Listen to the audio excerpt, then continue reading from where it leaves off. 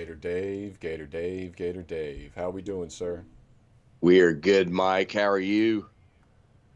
I'm good. I'm good. It was a rough first week zero in week one for us, but we're gonna bounce back strong here in week two. Get back right on track. Let's talk a little bit real quick before we get into it. Some of those games last week. I mean, talk about brutal.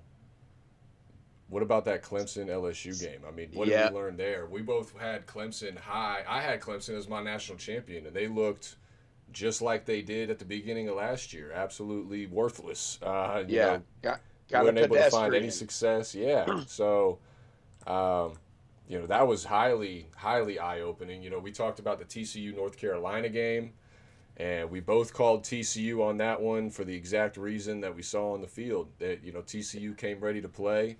Yeah, UNC was a lot of chatter all year long, everything about going on. They felt disrespected, and you saw it on the field. Yeah, they Those they were a had all couple their things. guests there to watch them just get hammered, and Oh and yeah, it was exactly what we expected. I mean, with 70 new players, I mean, it was like chicken with their heads cut off. I had no clue as to what was going on, so it yeah. kind of rolled like we thought it was, and then of course the big game, the Ohio State and Texas game where our boy Mr. Manning didn't quite fare that well, but that game was about as conservative of a game on both sides that could ever be. I mean, It was awful. It was off, but I it's mean, exactly what we were talking about as well. I mean, Arch Manning, exactly. unfortunately, he was in high school and played 2A high school ball. That Yep. is not step into SEC ball ready to go, or step into Ohio State at Ohio State and come out with a dub. Somehow, that game was a lot closer than what it was too, because he did not have a good game at all. I was not impressed, He not didn't. impressed He at didn't. all with I Arch. mean, throw it And in the hey, dirt, man. I will tell you though. Remember my preseason prediction about where they're gonna head down and maybe get upset. Oh, I Your know. Gainesville I Gators, I your feel Florida I Gators. feel much better about Down that there in the game. swamp. I'm telling. Well, Yeah, yeah, obviously, I feel obviously. much better about that game, but I also feel probably a little bit worse about going into LSU and dealing with that team. So that could definitely be interesting. And then obviously the two Florida teams, the Florida State Seminoles and the Miami Hurricanes, took care of business. One to zero, Took baby. care 1-0. of business. And made it happen. So it was a clean sweep by the big three in Florida last week. Absolutely, absolutely. Real quick, So shout out to our people in the chat. Hey, Evelyn, we see you out there. Everybody that's listening on the podcast, we appreciate you. The people on the YouTube, please make sure to like, comment, subscribe. Really helps us out. Make sure if you are watching or listening on a podcast, give us a good 5-star rating there. And also, Dave, we just wanted to quickly mention that we're talking 12 games here on the YouTube live show like we normally do, but we're switching it up this week and we're going to add another 4 bonus games that we're going to talk only on the podcast. So if you want to check those out, those will be at the end after this show. We'll still keep recording on. We'll throw it on the podcast. Make sure to check that out for those 4 extra games to make 16 plays that we're providing the people for free, Dave. What a that's service. very, What a very, service we're doing. very, very exciting what we're doing for the peeps out there. So don't forget the live shows on Wednesdays, 8 p.m. as we're rolling here now. Remember, we're Bets Utopia, #1 location for all things sports betting. Looking forward to those bonus picks at the end on the podcast. So we'll see how many folks jump over there to see check those out from the YouTube broadcast. But we're fired up and ready to go, man. Ready to get started on these picks. What do you think? Let's do it. Roll right into it. You're taking All off. right, we are starting in the Lone Star State. We've got Texas State at UTSA. Um, UTSA -4 here, 4.5 actually, and the over under is 65.5. So Texas State was 8-5 last year in the Sun Belt Conference. They're projected to finish like second in their division. So some mighty projections there in the Sun Belt last year. They finished 15th in the nation in total yards, which is kind of interesting. They returned their whole offensive line. Um, they did beat a fellow group of 6 team Eastern Michigan last week, 52-27. Put up 606 yards of offense, Mike.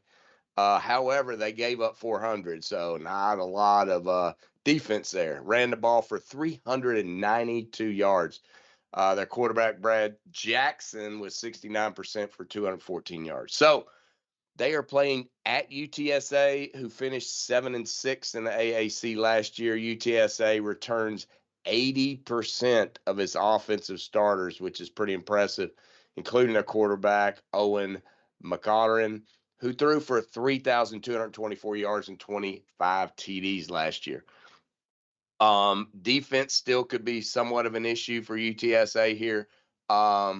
They did lose their first game. However, they played Texas A&M and played them a lot closer than what was anticipated. They covered the line and lost 42-24 and made Texas A&M look a little pedestrian. The Roadrunners put up 373 yards on the Aggies and gave up 401. So almost identical in terms of yardage. They had 170 yards passing, 203 on the ground. So running back Henry had 16 carries for 177 yards, Mike, and 2 TDs. That is running that ass off against the great Texas A&M Aggies defense. It's just supposed to be the bomb. Whew. Not so much. So, Mike, I'm going to say UTSA here. So give me UTSA to cover those 4.5 points, Mike. Yeah, I like that pick, Dave. Ultimately, I'm going to be with you here on UTSA.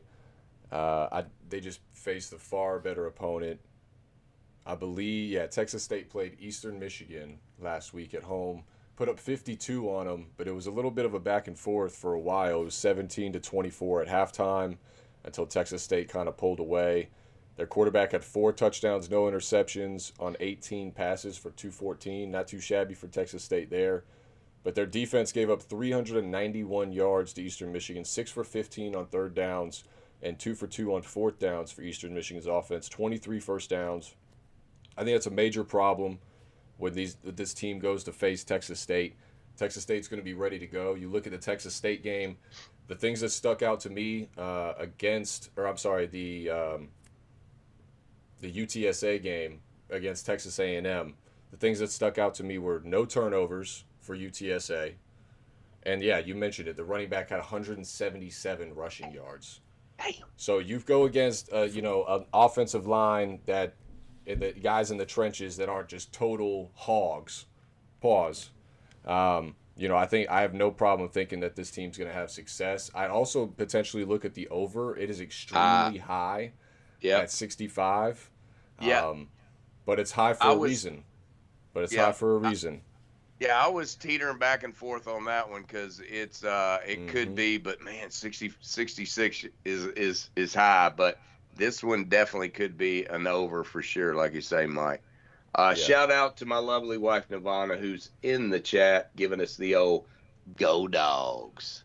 So, all right, next up we've got the Tulane Green Wave at South Alabama. So Tulane is favored by 10.5 here. The over/under is 51.5. Tulane finished last year at 9-5. They were co-champions in the AAC. They only returned 5 starters last year. 2 of those are from the O-line. Obviously, their huge loss, their quarterback Darren Mensah, who is playing now for Duke, making big money, about $4 million a year. And they lost their 100-yard a game rusher, Micah Hughes, who went to Oregon. Lost their top 3 receivers, so they have lost quite a bit on that offense. But the Tulane Green Wave, they beat a big boy team. Even though it was a lower-end big boy team, they beat Northwestern 23-3. They put up 321 yards of offense and held the Wildcats to 237. So not too shabby. And very interesting, Northwestern had 4 interceptions in the game and still lost. So can you imagine, had the quarterback not turned over the ball so much, how much they could have beaten Northwestern by? So that was kind of interesting. Now, secret weapon, their quarterback, Jake Resleff, who came over from, BYU, right? He was 58% passing, 152, not too good, really, trying to get acclimated to that offense with the 4 interceptions as well. So he did run the ball, 113 yards and a TD, so not too shabby. Running back Turner had 86 yards as well. So South Alabama finished 2024 at 7-6 in the Sun Belt. And of course, they lost their quarterback to Mr. Belichick over in North Carolina, Gio Lopez, who, as I told you, Mike, might have some issues in the big boy league, and he did. He couldn't throw a completed pass past the first quarter. It was a little rough.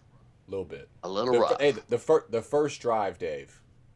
Yeah, Electric. it was awesome. It was electric. Hey, Nirvana's like, who did you guys pick? I said, we both picked TCU. She goes, well, that doesn't look too good right now. And I didn't think it did either. And then they showed Belichick on the side, and he's just, I need more of that. And so I thought, oh, shit, here we go. This is going to get ugly. And then, nope, went the complete opposite way. Not at all. And the guy couldn't complete a pass. It was horrible, man. It was terrible. It was rough. The Jags, they won their game 38-21 against Morgan State. From a statistical standpoint, in turnovers, it was close. They had 367 yards of offense. Morgan State had 340, so kind of close. Morgan State lost 3 fumbles, too.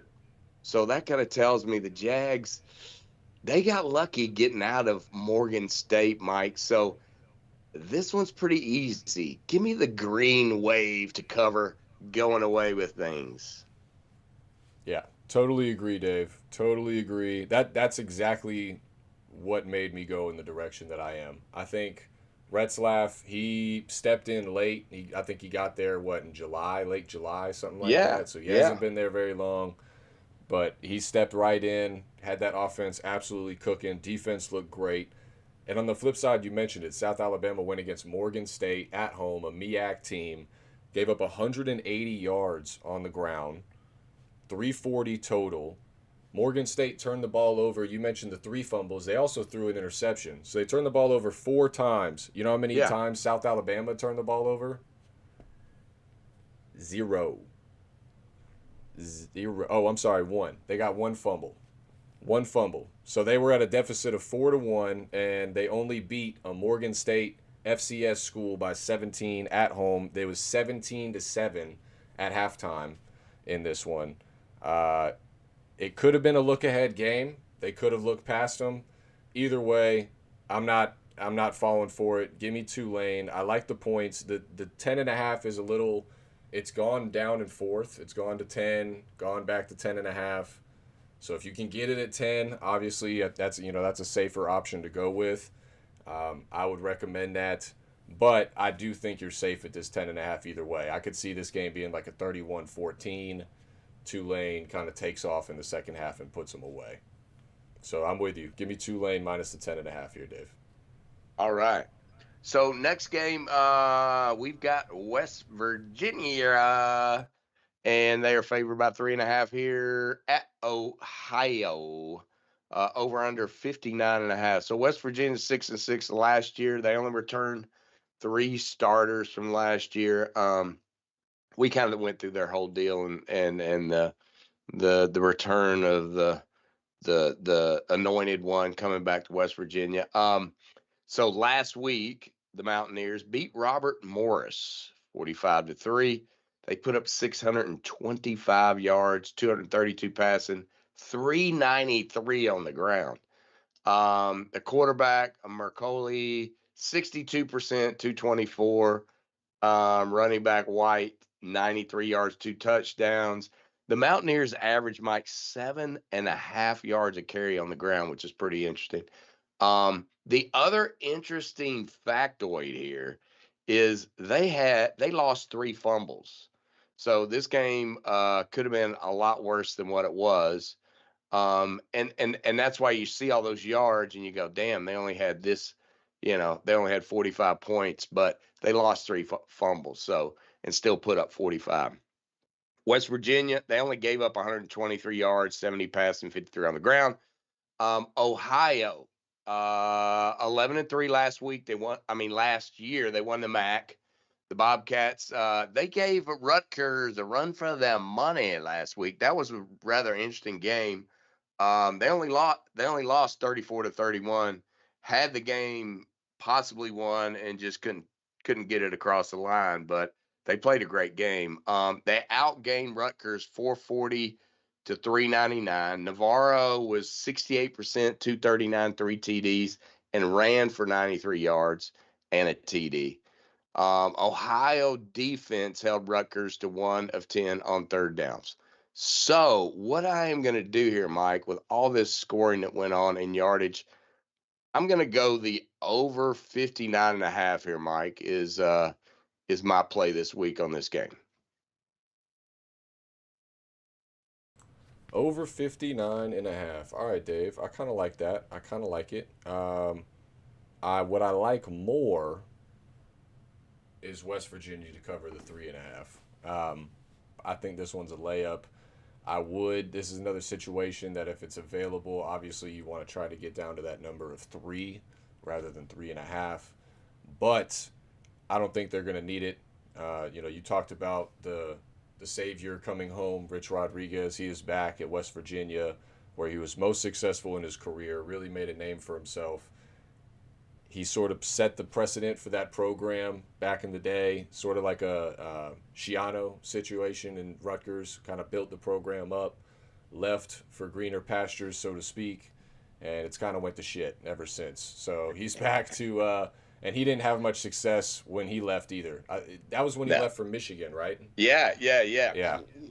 Yeah, and that was when they also lost to App State, I believe, right? Yeah. If my memory does serve me correctly. So yeah, he's back at West Virginia now. I just like this West Virginia team. We talked about him in the preview show. I have West Virginia winning, starting off the season pretty strong here. Next week they play Pittsburgh at home. I think that one's a different story, but we'll talk about that one next week. For now, they're going against Ohio at Ohio. I'm going to hit you with a few numbers here. One of them being the Mountaineers since 1975 are 20-0 straight up versus MAC conference opponents. However, something here to note of the spread, and this is why maybe you take it down to 3, and that 3.5 is a little sketchy. The Mountaineers are just 1-5 against the spread in their last 6 road openers.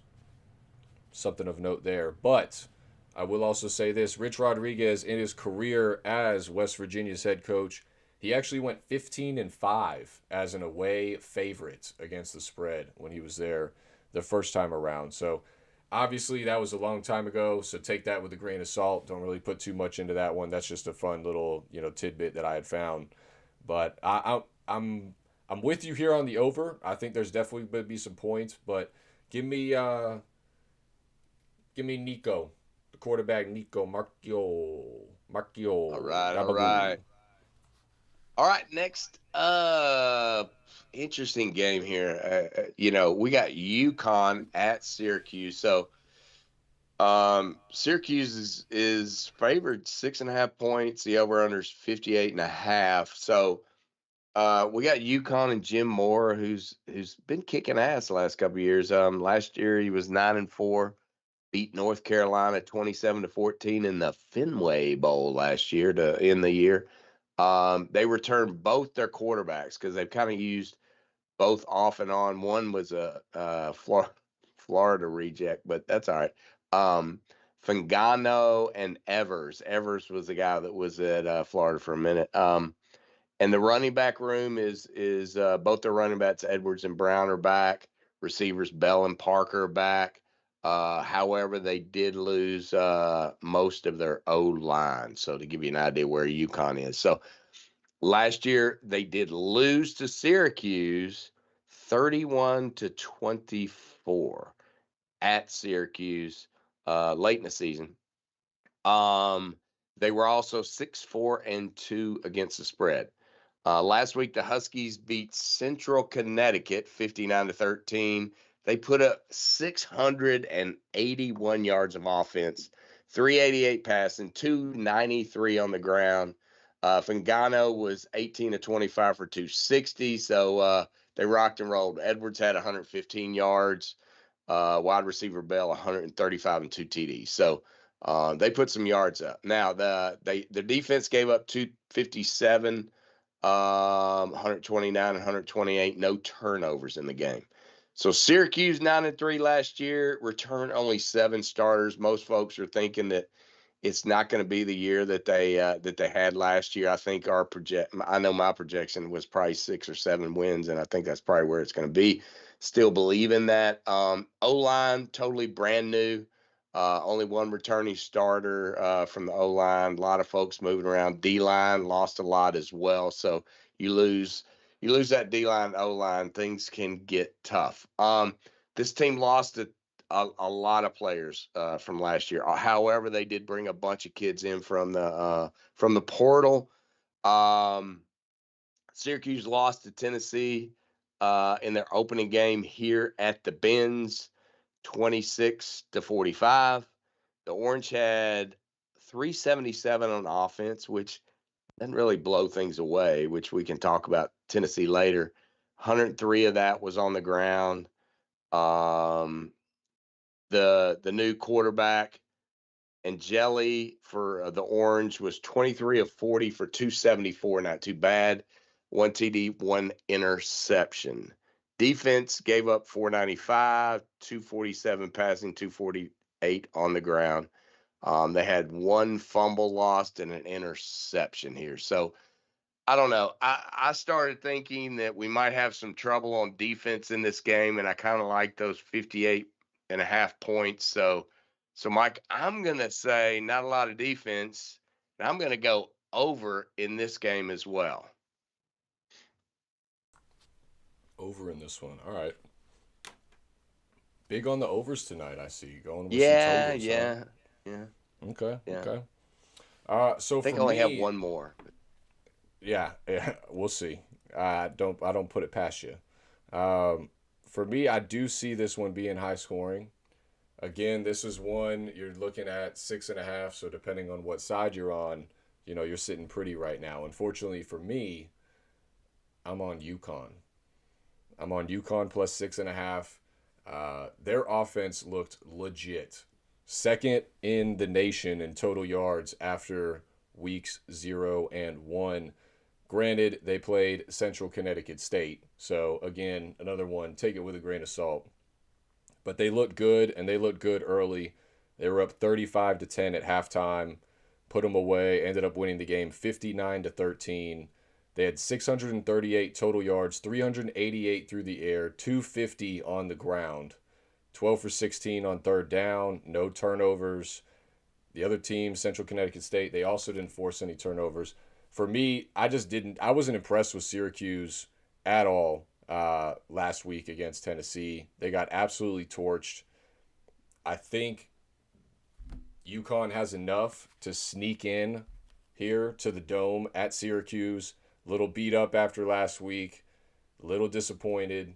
They have Colgate next week, so I think this could be kind of just, they're trying to get to that game. After that, they're at Clemson. So I think they're looking ahead past Connecticut, past Colgate. In their minds, their big game that's going to get them back right is Clemson. And Connecticut, Jim Mora, they just signed him to another 2-year deal, so I think he's there for another 5 years at this point. He's turning that program around, and he's getting them competitive, and he's getting them believing. And I'm right there with him. We played him a lot last year. Also, we talked about UConn.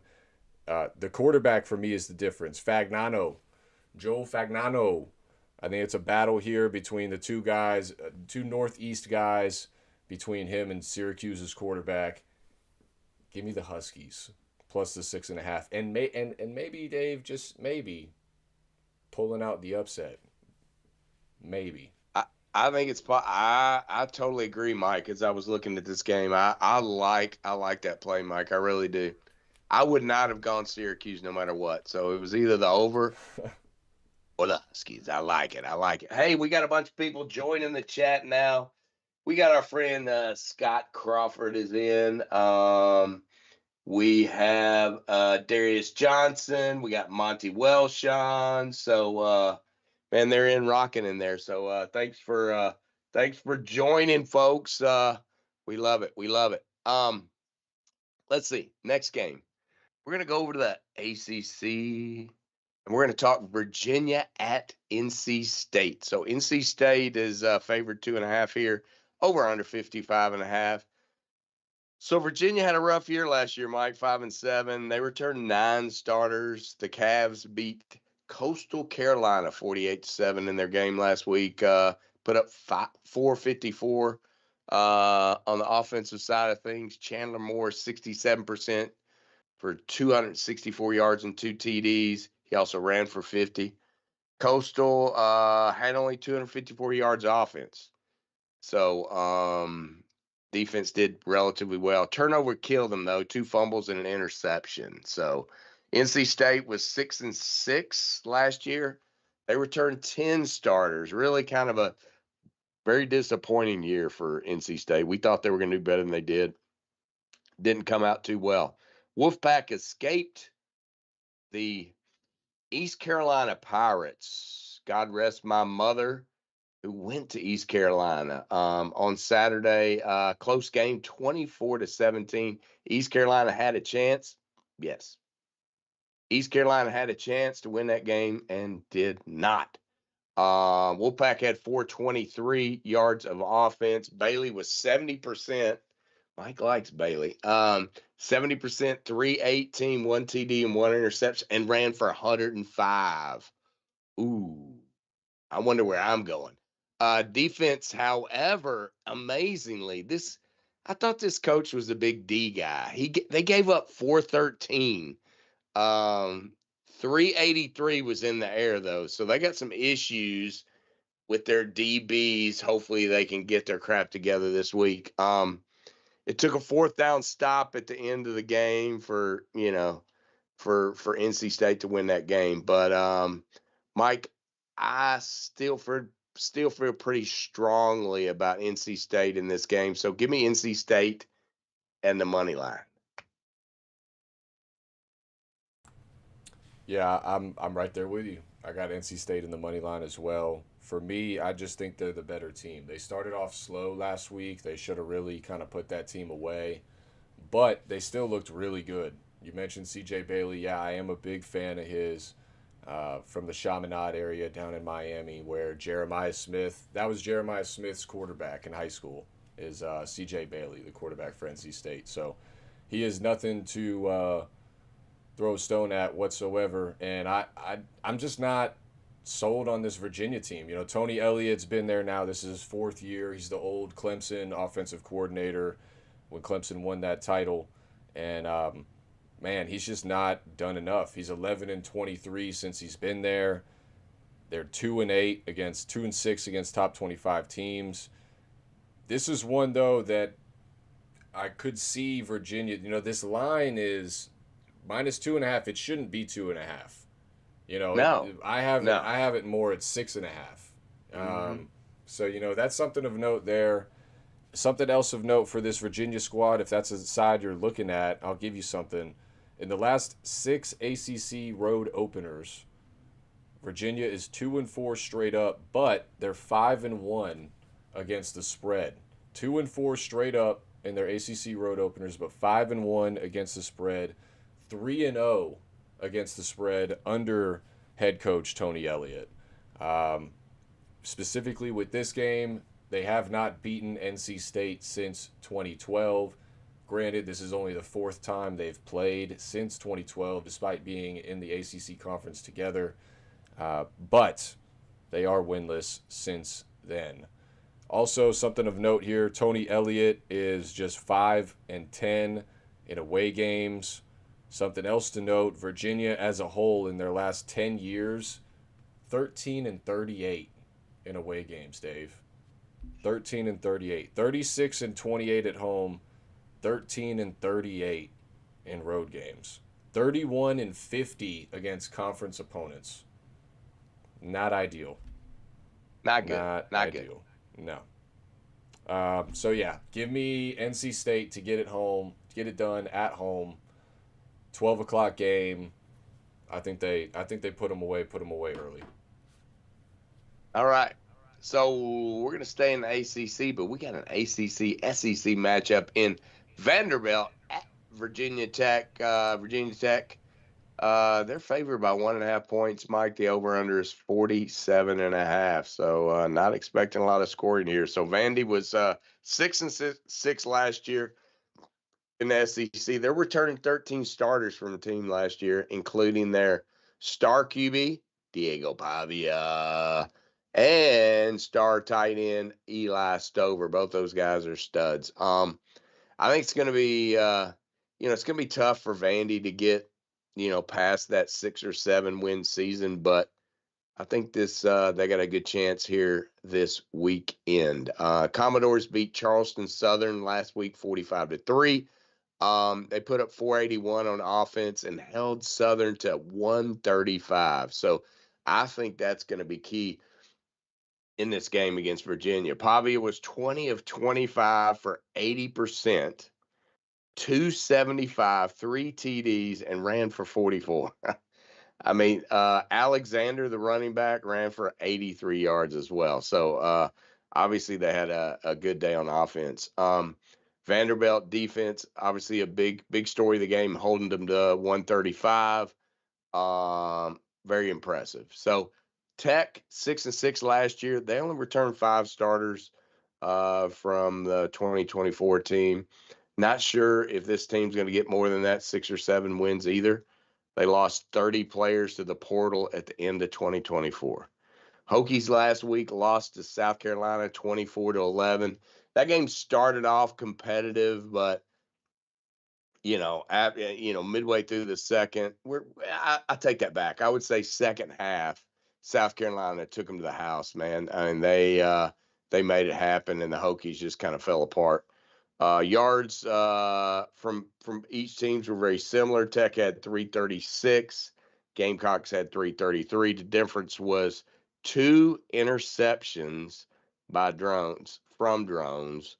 The Virginia Tech quarterback, that really kind of made the difference. But and that was kind of how last year went, right? He was like a damn roller coaster, up and down, up and down, up and down. And so now he's starting the year off the same way he started last year, like a damn roller coaster. So he was 15 of 35, 42% for 221, and 2 interceptions, QBR 44. So he didn't have a good game at all. So, and I'll be honest with you, Vanderbilt's not going to play around. I mean, their defense is a lot better than it has been in the past. Pavia is not going to play. Give me Diego and Vandy and that 1.5 points and maybe more. So give me the Vanderbilt Commodores here, Mike. Yeah, this is one that I really kind of thought I had a strong confidence in one side, and then I started to teeter a little bit once I had started leaning back and forth. But ultimately, I'm with you. I'm going to go Vanderbilt plus 1.5 here. The difference being for me is you mentioned it, just how Vanderbilt came to play last week. I love Clark Lee as a coach. I think he's a great coach. He's a great fit for Vandy. Hopefully they can keep him around there for a while because I think he could do some really special things. The good news for him and that school and that program is he went to Vandy, so he wants to see Vandy become a success. I think they get it done in Blacksburg. This is one that I'm not so sure on, though. I will be just completely honest with you. I think this one's a bit of a toss-up. First night game of the season in Blacksburg. They're going to be rowdy. this is a must win for Virginia Tech if they want to compete later on in the year in terms of a playoff. They'll still be all of their conference hopes will still be alive with the ACC, having not played an ACC opponent yet. But if you're looking to be in the top 12, you can't lose the first 2 games of the year because chances are with Vatek's schedule, they're probably going to stumble somewhere else along the way. So this is one Vatek has to have. The issue for me and the reason that I'm choosing to go to Vanderbilt, because I also had Vatek in our preview when I looked at the seasons as a whole, from obviously from a macro view, but I did have Vatek winning this game originally. So, but for me, the difference was you mentioned it, Kyron Drones. That dude has so much upside, but he just can't get it going. I think he was 15 for 35. He had 2 interceptions for like 150 yards. And Vatek had South Carolina right there by the cojones going into the fourth quarter. I mean, it was a 10-8 game going into the fourth quarter.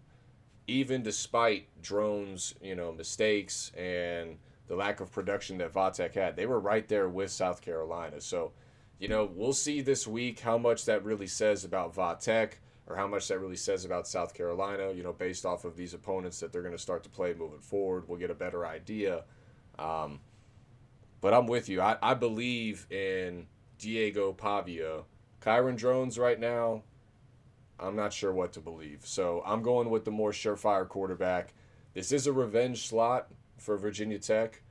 This is the game last year that sort of propelled Vanderbilt to the season that they had. This was week 1. They won in overtime at home against Virginia Tech, and it kind of shot them, out of a cannon towards the season that they were able to have. And Virginia Tech, it sent them spiraling. So this is a big, big game for Vatek. Big game for Vatek's head coach also in terms of hot seat also. So True. Unfortunately for him, I think that seat's going to get a little hotter. So give me Vandy plus the 1.5 here, Dave. I'm with you. All right. Hey, we got to say hey to Linda, who's in the chat. Thanks for stopping by. So, all right, Shout we're out to going to my roll mama. over to, pardon? Shout out to my mama. I know it's your mama in CYA. Hey, we're going to go to the SEC. We're going to go to the SEC. We're going to do Ole Miss at Kentucky, Mike. So Ole Miss is getting 10 points here. They're favored by 10, and Kentucky over under is 50.5. So last year, folks remember Kentucky beat Ole Miss. Yeah. So Ole Miss 9-3 last year in 2024. They only returned 5 from that team, starter wise. Last week, Ole Miss beat Georgia State 63-7. Ole Miss had 695 yards of offense, only gave up 260 to Georgia State, the local team down there in downtown Atlanta. Sophomore ex-Gator quarterback Austin Simmons was 20 of 31, 341, 3 TDs. However, he did throw 2 interceptions. QBR was 57. Running back Kewan Lacey, 108 yards on 16 carries. And Logan Diggs, 91 yards on 7 carries. So they ran up and down that field. Kentucky last year, dismal year, finished the season at 4-8. They returned 7 from that team in terms of starters. They had a rough go with Toledo, Mike. The game was 24-16. The Kentucky defense gave up 329 to the Rockets, 270 passing, 59 rushing. Kentucky offense only put up 305 and lost a fumble and had an interception. So not a very good day for that Kentucky offense or the team in general. Transfer Zach Calzada looked like crap, Mike. He was 10 of 23 for 85 yards. Not good. His QBR was 25. The only positive thing on the offensive side of the ball for Kentucky, Mike, was running back Dowdell ran for 129 yards on 14 carries. That was about the only thing that looked good for that team. So in the revenge game, Mike, I'm going to take the Rebels big in the revenge game. Easily cover 10, if not 14, if not 17. This one's a Gator Dave La. Give me them Rebs. Hotty toddy. Coming in spicy there, Dave. Coming in spicy. So yeah, this is a rematch, a rivalry, a revenge, whatever you want to call it here, spot for Mississippi. You mentioned it. Kentucky got them last year. And Kentucky's really kind of been owned by Mississippi in the past with this two matchups. But, however, when Mark Stoops took over for Ole Miss, he sort of, and Lane Kiffin took over for Ole Miss. Mark Stoops has sort of had his number a little bit. Something here also of note of Lane Kiffin, Ole Miss just 1-4 straight up in their SEC openers, 0-5 against the spread since Lane Kiffin has taken over for Ole Miss. Last year, they were ranked number 6 in the nation, and they ran for just 92 yards and got held to their lowest total yardage of the year by this Kentucky team. That was in Oxford, Mississippi. Now it's in Kentucky, Lexington, Kentucky. Give me the Wildcats plus the 10. Again, I think this is a game that this spread should be a lot closer to 17 if you're going off of what is on paper. I think this Kentucky team is a lot better than what they showed last week against Toledo. Zach Calzada, he is a much better quarterback, I believe, than what he did last week. They went to what works. Mark Stoops is a get in, get out kind of coach. He does not care if his team puts up 50 points, 60 points, or 3 points. As long as he wins the game, he's okay with it. Do I think Kentucky wins this game against Ole Miss? No, probably not. I will put a little sprinkle probably, but no. I do think that 10, especially if you can get it at that 10, because it's kind of teetered from 10 to 9 to 9.5 to 11. If you can get it kind of at that 10 area, I think you might be okay. The last 4 meetings between these two schools, again, Lane Kiffin, this is his 6th year at Ole Miss. Mark Stoops been there forever. Last 4 meetings between these two schools, it's been decided by 3 points or less. Give me the 10 points at home. Go Kentucky. Interesting, sir. I like it. All right. Next game, we're going out to Texas again. We got another Texas on Texas game, Mike. But this is Baylor Bears at SMU Mustangs. So SMU is favored here by 2.5 points. Over under 65.5. So Baylor last year, 8-4, returning 13 starters from last year's team. Many think, including my partner here, believe Baylor can win the Big 12 in 2025. Not anymore, Gator Dave. Not Okay. anymore. I am a Okay. non-believer. I am a Okay. All right. You'll see. Let me just, you know what? Let me go ahead and get my pick out right now, Gator Dave.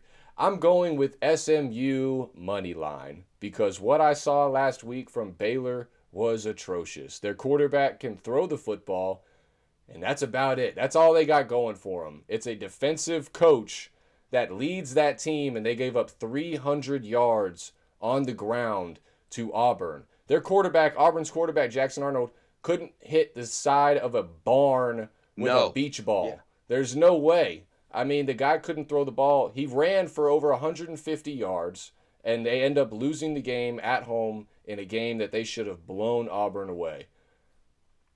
I don't think that's going to get fixed in a week, and they're going against this SMU team with Rhett Lashley as OC. He is going to pick them apart. So I'm all over SMU. I think this is another one. Dave Aranda, this might be your final game at BYU. They might not waste any longer. It might be over with because SMU is going to torch Baylor. Miami Mike, lock of the week. Back to you, Dave. Sorry. No problem, Mike. I'm kind of loving that. I dig it. So let me continue with this freaking Baylor crap that we had last week. So they lost to Auburn 38-24. The Bears they did have more yards, 484 to 419. 419 passing is what the QB had, and they only ran for 64. Robinson was 27, 48, 50, and he was only 56%. I mean, that he's less than 60%. 3 TDs, QBR 65. Defense gave up 415, 108 passing, and 308 on the ground. From, like Mike said, the defensive guru in Dave Aranda. So, hot garbage. SMU, 11-3 last year. They returned 8. They made the playoff. They got a tough schedule this year. We talked about that at the beginning of the year. I almost feel sorry for them but it was good last year. It wasn't as bad, and they got in the playoffs. So, and the deal about SMU, Mike, that they made a deal with the ACC where they don't get much of a cut from the ACC. They almost had to pay them to get into the ACC, and yet now they're like one of the star teams in the ACC. It's amazing, but they're getting a lot of money I otherwise. I I feel like Obviously, they'll probably try to restructure that deal here pretty yeah, shortly. they're dumbasses if they don't, because now they're in the top 3 or 4 in that league. So, um, so last week they beat East Texas A&M Lions. That's kind of like the team we beat. I'm like, never heard of them. They won 42-13. They had 400 yards offense, but they gave up 351, which is a little concerning. Jennings was 22-30, 73%. 260 yards, 2 TDs, an interception. QBR not that great. Defense gave up 244, 107 of that on the ground. But like Mike said, I mean, Baylor's hot garbage. Give me SMU and the money line.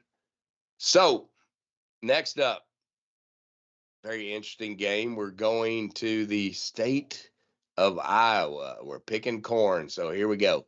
Iowa at Iowa State. Iowa State is favored by 3 in this game. The over-under is an astounding 41.5 yards. So be ready for just an amazing game here. So Iowa finished last season 8-4. They returned 10 starters from that team. O-line and D-line look pretty strong for the Hawkeyes. Iowa did beat the University of Albany Great Danes, Mike, on Saturday 34-7. The new Iowa quarterback, Mike, the godsend from one of the Dakota teams, Mark Gronowski. Mike, he was 55% for 44 yards, a QBR of 24.5. Not sure if they found their QB yet. Iowa did run the ball, though. Xavier Williams, 11 carries for 122, and Terrell Washington, 69 yards. Defense only gave up 177, which is how Iowa rolls.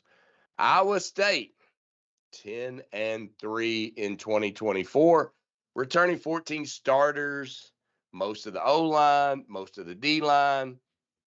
The question was going to be, they sent 2 receivers that are both playing for Houston. Are they going to be okay? The answer is yes, they are. Atkinson, 123 yards, averaging 24.6. Gabe Burkle, 116 yards, averaging 16.6. I'd say that's pretty damn good coming in there to be a receiver. Rocco Beck in 2 games, 69%, 461, 5 TDs, QB rating of 184. The only one that's been over 100 of any of the quarterbacks we've discussed.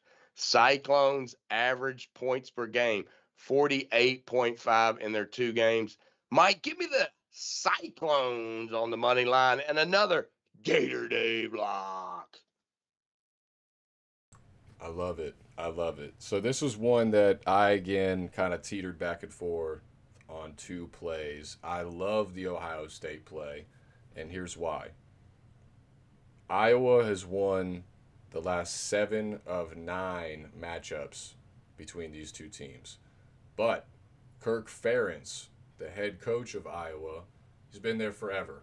This is his 27th year at Iowa. All time versus Iowa State, he is 8-19. Real quick again, Iowa has won the last 7 of 9 games against Iowa State, but all time they are 8-19 under Kirk Ferentz. So up until this little 9-year stretch or 9 matchup stretch that they've been on, Kirk Ferentz was actually 1-17 against Iowa State prior to that. But what's going for him and what's going for his record against Iowa State is the fact that they play in Ames at Iowa State. They've won the last 6 straight games that have been played in Ames. I think that ends this year. I think Matt Campbell has this team ready to go. I think this is Matt Campbell's best Iowa State team yet. We talked about them in the preview show. I had Iowa State going 10-2 and playing in the Big 12 championship game. I think everything is right in front of them, but they got to get past Big Brother in Iowa in this game. What I'm not going to do, though, is take Iowa State. I'm going to go with the under, Gator Dave. I'm going to go with the under 41.5 because since 2004, the under in this game is 17-3. So I'm going with the numbers here. It's already gone down. I believe it opened at 44.5, 45.5, somewhere in there. So it's already gone down to 41.5. Get it while you can. Under 41.5 is the play for me. I like this one at like a 24-13 type of game, if not closer. Maybe 24, maybe 21-17, 21. It's going to be ugly. It's going to be ugly, folks. So Gator Dave, we got 3 left here. We're getting into the thick of the matchups now. Top 15, we're going Illinois at Duke. What do you have for me here in this one? So, hey, we need a shout out to Mr. Ian Gleason and our friend Hindu are both in the chat. So, Ian is fighting a tornado right now on his way to. Is that what it is? A freaking tornado? Safe wishes to our main man Ian, our favorite Florida State fan, who is making his way southbound with his family in tow. So safe travels, sir. Yeah, because he sent me a picture that looked pretty nasty of a tornado. Kansas is saying goodbye with a nice belt to ass. So damn. Drive safe, sir. All right. Safe travels there, Ian and fam. So next game, Illinois -3 at Duke. Over under 49.5. So Illinois were 9-3 last year in 2024. They returned 16 from that team. High hopes for our friend Brent Bielema in 2025. O-line looks amazing. 3 seniors. They got an off-conference guy on the D-line. A couple of transfers from Wisconsin. So they're looking good on both sides of the ball. On the lines, both starting running backs are back in McCray, 609 last year, and Luggery at 589. Illinois beat Western Michigan last week, Mike, 52-3. Luke Altmaier, 17 to 21 for 217, 3 TDs, decent QBR of 89.7. Their running back, Lattery was 9 carries, 101 yards, and 2 TDs. Not too bad. Top receiver had 108 yards. So they did well. Defense only gave up 163 yards, 103 passing, 29 on the ground. So quite good. They forced a fumble. So they had a good game. Duke last year 9-3 in 2024. 11 starters returning. D-line, O-line return most of the starters. O-line has 4 starters returning. They did lose their top 2 wide receivers. Last week, Duke beat Elon 45-17. We got to see how Darren Mensah, the $4 million man from Tulane, looked quite well. 27-34 for 389, 13 TDs, QBR of 68.8, and he played the entire game. Duke only gave up 163 yards on the ground to Elon, held them to 112 passing. Elon was almost 50% on third down efficiency, which was interesting. I'm going to go here, Mike, with the rock solid Fighting Illini and my friend Donna Beam Louder and her team there to come away winners. And I'm going Brent's boys money line. Yep, I'm with you, Dave. Give me the Illini. Shout out to my nephew, current student out there. Go Illini. Give me Brett Bielema and the boys to get it done on the road. He is a 3-0 as a way favorite, with the head coach being with Illinois against the spread. I think they carry that through here. I like this team a lot. Another thing I would look at is the under. I think both of these defenses are going to bring it. So I'd maybe look at the under there too if you're a little sketched out. This line is a little sketchy. Being only 3, you're looking at a top 11 team, which, if the playoffs were to start right now, Illinois is sitting in the playoffs. For it to only be a 3-point spread against Duke Weird. is a little interesting. A little interesting. I mean, But I think everybody's all hooked on Mensa, and that they just think he's, that's where all the pub and is. Manny Diaz does a good job in bringing in transfer guys too. Yeah, So yeah. and he He's could a great sneak coach. something away. Let's not go that far, Dave. So I am on that note. I'm going with the better coach, and I'm going Brett Bielema to get it done down there at Duke. Give me Illinois money line. I think it's a good call. All right. Let's check out my boys. So we got USF at the Florida Gators. The Gators are favored by 17.5, Mike. Over-unders 56.5. So USF was 7-6 last year. They returned a ton of starters from last year. They did well last week. They smacked Boise State, the number 25 team in the nation, Mike, 34-7.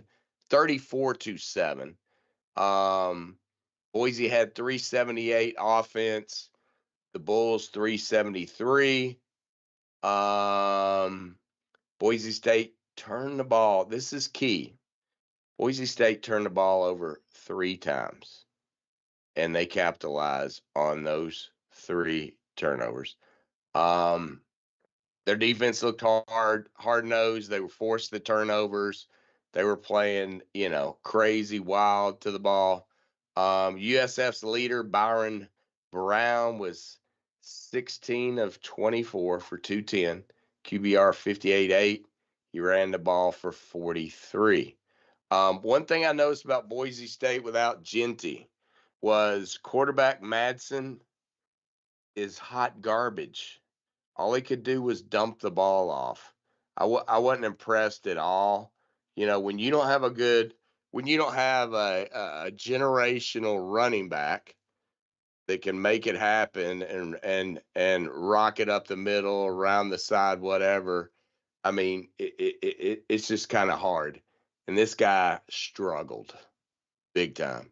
I mean, they're liable to lose a couple more games, and they've got an easy damn schedule.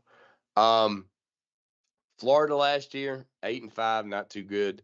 They returned 13 starters, almost the entire O-line. All the running backs, obviously, Lagway back. We've retooled the wide receivers and are remarkably better than we were last year at the wide receiver side of things. Defense looked really good.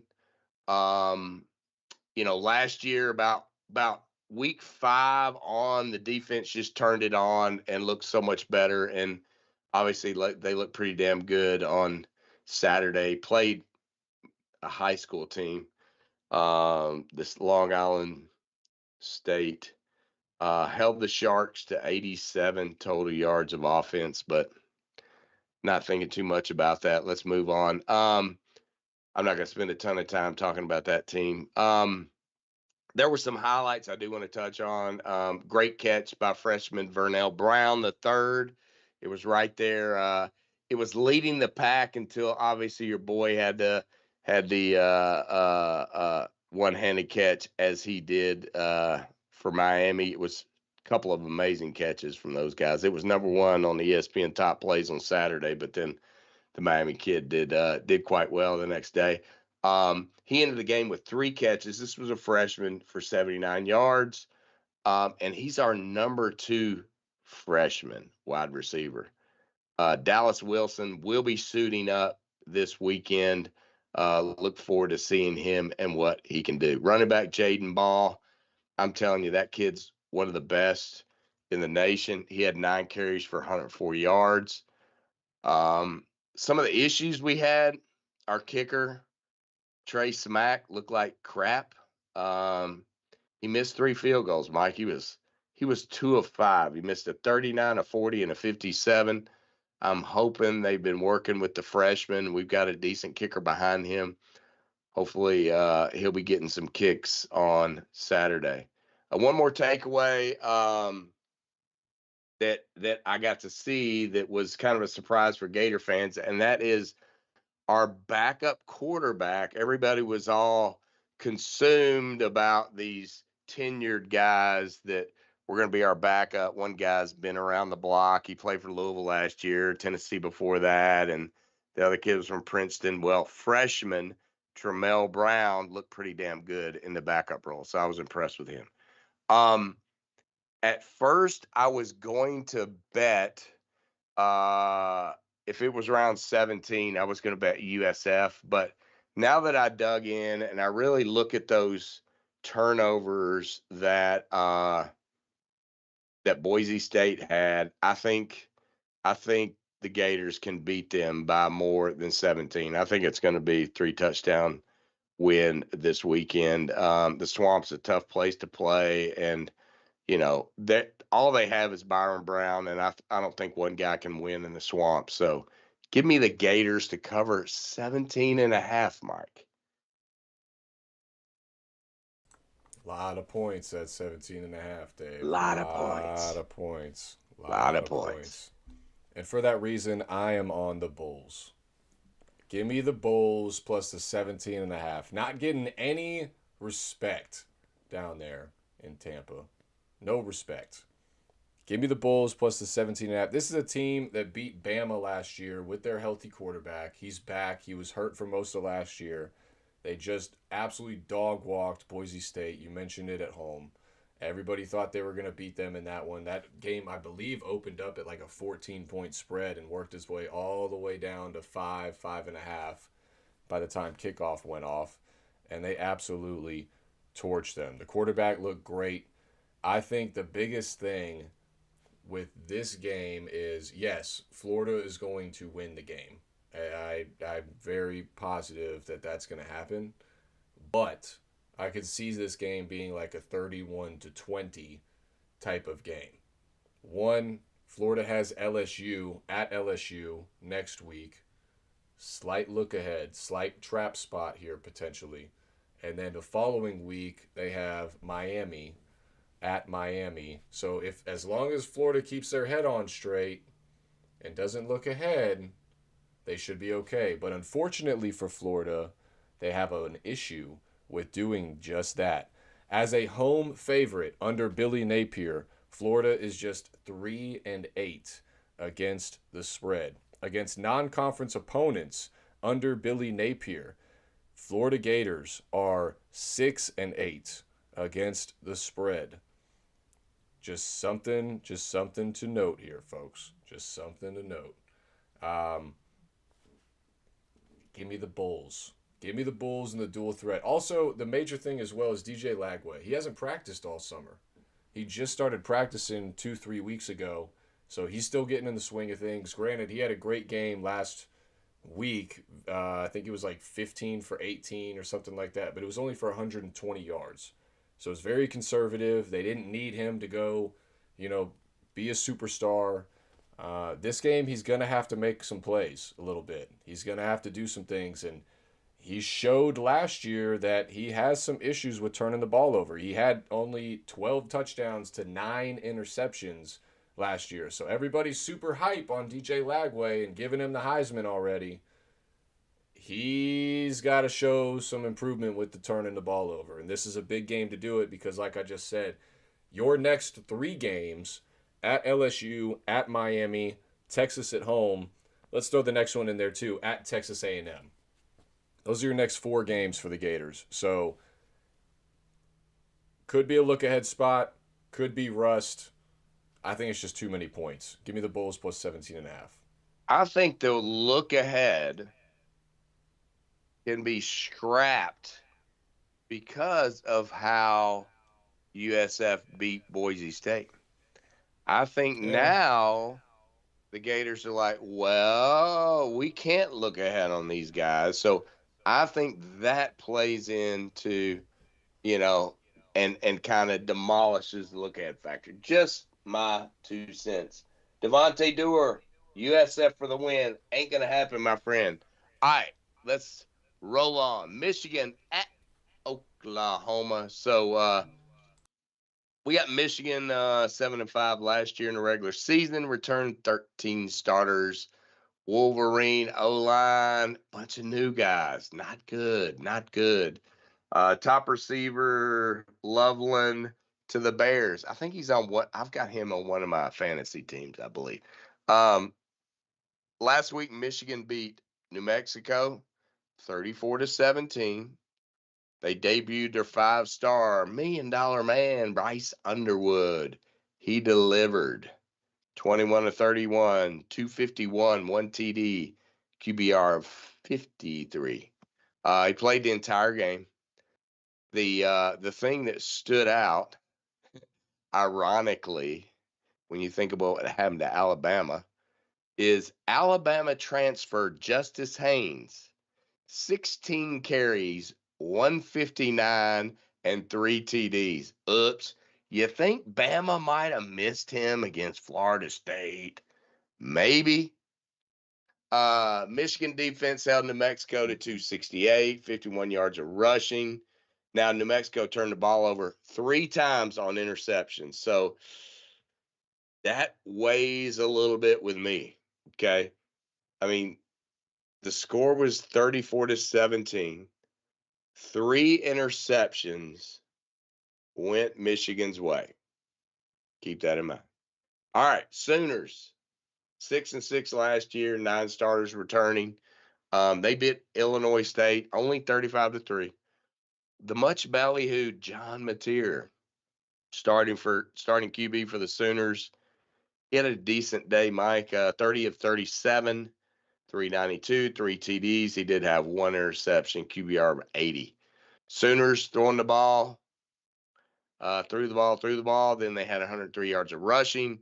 They had a fumble lost and an interception on the day. So they had some turnovers. Sooner defense, they only gave up 151, Mike, to the Redbirds. And only 1 first down for the day. So interesting scenario there. So I know a lot of people aren't going to believe it, but I'm going to go with him. Oklahoma Sooners to cover the 4.5 points, and Boomer Sooner. What do you think? Boomer Sooner indeed. I'm with you, Dave. You look at that Oklahoma game last week and you think, okay, 35-3 against Illinois State. That should have been higher. John Mateer, 390 yards, 3 passing touchdowns, 1 on the ground. Should be higher, right? So it was the rushing game. They couldn't really get the rushing game going. That's why they relied on the pass game so much against Illinois State. But the reason being, Dave, is they were without their starting left tackle and right tackle in that game. They are getting them back for this game against Michigan. So major, major, major additions there back on their offensive line. You should see a major improvement in the run game. It's only going to help out John Mateer as well, who looked like a Heisman candidate last week. And this is one of those performances and those platforms where he performs. All of a sudden, he's shooting up to the top because with Garrett Nussmeier looking a little shaky against Clemson, Cade Klubnik did not look good. Arch Manning did not look good. Those Heisman Trophy odds are getting a little shaky now. So if you like a guy, now's wouldn't be a bad time to try to get in there before these games for this weekend. Another thing here is I love the under.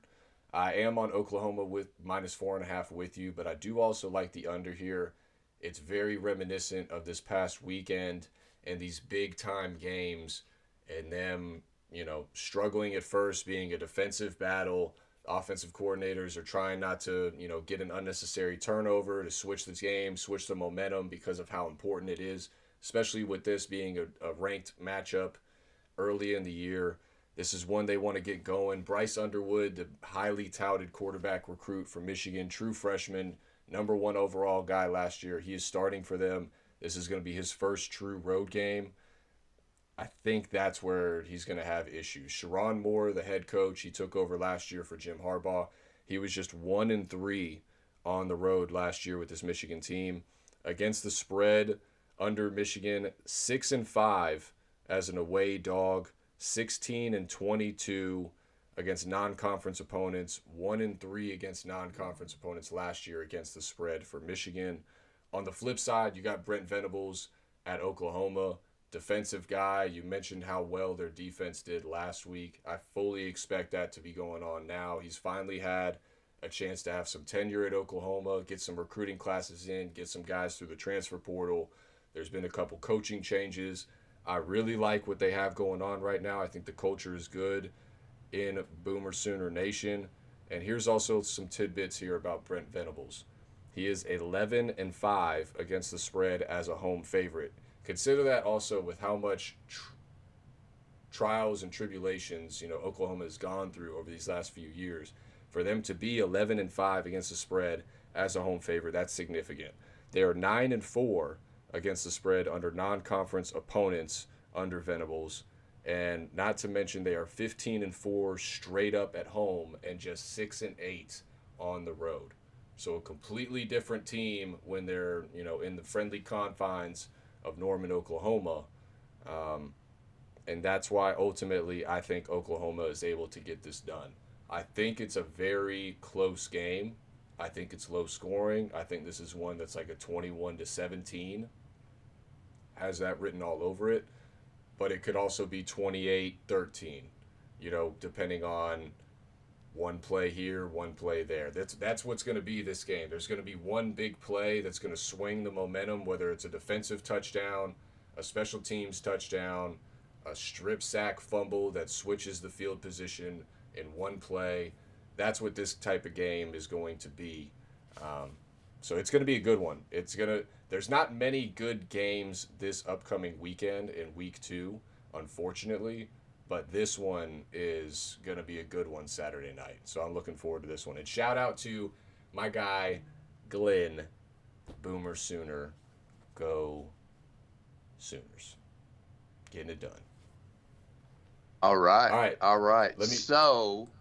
God, there was a point I was going to make, Mike, and I can't remember what it was in this particular game. So I'm going to let it ride.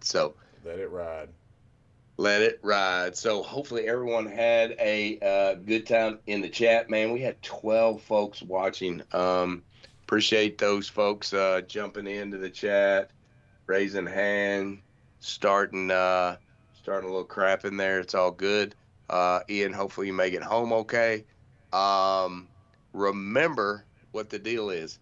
We got 4 extra games that are going to roll into the podcast. We're going to conclude the YouTube cast here, but we're going to continue on the podcast with 4 more games, kind of the bonus round. So look forward to that. We appreciate everybody being on the YouTube broadcast up to this point. Very much appreciate that. And Mike, I can tell you the Gators are going to win that game, man. They're going to win that game by we gonna see more than 17.5. I'm feeling it, man. We are gonna see if it is the same old Florida Gators or if you got a new and improved version like we got down in the 305. Well, you got to remember the new and improved version has been one step at a time. If you remember last year, we did not lose last year. Was 1 step forward, 3 steps back. No. Step forward, 5 steps back.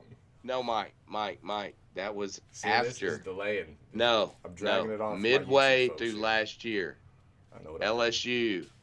We beat LSU. We beat Ole Miss. We will take care of this team. I promise you that. So, no worries. No worries. Fair enough. Well, folks, we appreciate everybody being on the YouTube broadcast. Very much appreciated. And thanks so much for being on. We'll see you guys next week for more games. Oh, I know what it was, Mike. Heisman Trophy winners. You know who is bumped up to the number 2 Heisman odds at plus 950? Carson back for the U is now behind Nussmeier. Lenore Sellers at plus 1,000. That's my Koubay. Klubnik at 14. That's Gunner Stockton. Running gunner. Go ahead and donate that money to charity, folks. Go ahead and if you're considering Gunner Stockton, just go ahead and donate to your local charity. They would appreciate it a lot more. Hey, it's running gunner, man. He's a runner now. Didn't you see that game? He can run.